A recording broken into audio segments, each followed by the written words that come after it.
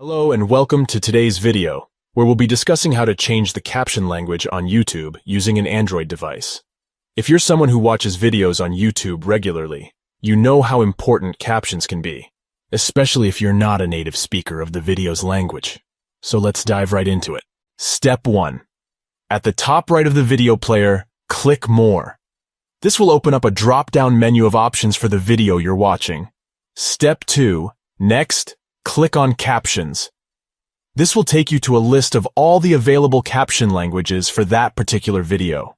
Step 3. Now, select a language from the list. You can scroll through the list to find the language you want, or you can use the search bar at the top to search for a specific language. And that's it.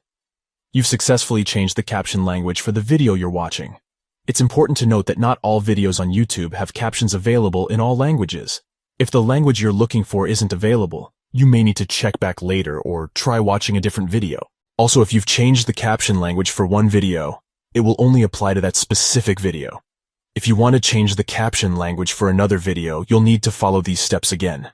Lastly, it's worth mentioning that captions aren't always 100% accurate, especially if they're auto-generated.